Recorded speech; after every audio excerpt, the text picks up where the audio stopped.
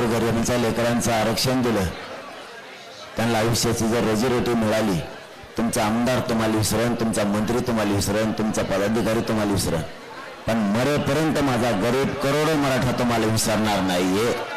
म्हणून एक एक दिवस मुदत वाढ देण्यापेक्षा उपोषणाला तुम्ही एक एक दिवस दिली तरी उपोषण मागण्याची मंजुरी होस्तर होणार, आणि तुम्ही कायमस्वरूपी दिली तरी पण हे उपोषण मागण्याची अंमलबजावणी होस्तर होणार आहे. तर मग नाटकं कप खेळायची, आजची द्यायची, उद्याची द्यायची, उद्याची द्यायची. सिद्ध झालं सरकारच्या हातात हे परवानगी देणं. तसं दुसरं सुद्धा खरं आहे, सरकारच्याच हातात हे आंदोलन मोडायचं का परवानगी द्यायची हे पण सरकारच्याच हातात, का मला गोळ्या घालून मारायचं हे पण सरकारच्याच हातात, पोरं रस्त्याने अडवायचे हे पण सरकारच्याच हातात, का सोडायचं. तुम्ही जर त्यांना त्रास नाही दिला तर पोरं पण काही नाही करीत. मुंबईतली परिस्थिती अशी आहे जणू जसं पोलीस बांधावाडा घेतो तसं आमच्याही माहीत आहे.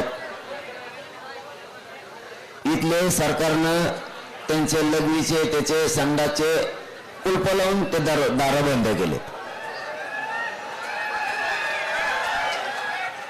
पाण्याची परिस्थिती तीच आहे. अशी माहिती मिळाली की दुकानं सुद्धा चहा चिंतेचे वडा जेवणाचे बंद होऊन,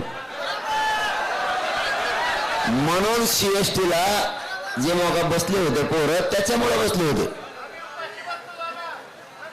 त्याच्यामुळे हे प्रॉब्लेम मोगाचा ते आलं. ज्यावेळेस ते पोरं इथल्या पोलीस अधिकाऱ्यांनी बांधवांनी सांगितलं तेवढं काढायला सांगा, आपण काढायला सांगितलं लगेच ते निघले सुद्धा. पण त्यांनी ते कारण सांगितले काय विसरू नाही, पाणी प्यायला मुद्दा म्हणजे कदरून गावात मराठा मुंबईतून परत जेवायला मिळू नाही, त्यांना चहा पाणी मिळू नये, त्यांना काही वस्तू मिळू नाही.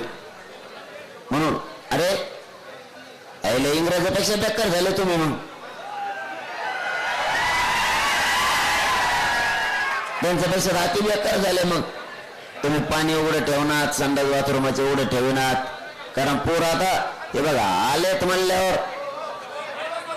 तुमचं काम केलं त्यांनी, तुम्ही आम्हाला परवानगीचं सहकार्य केलं तर आम्ही तुम्हाला रोडवर एकही गाडी लावणार नाहीत, तुम्ही दिलेल्या मैदानावर पार्किंगला लावू हे आम्ही सहकार्य दिलं. तुम्ही उलट्या बातम्या फिरायला लागले.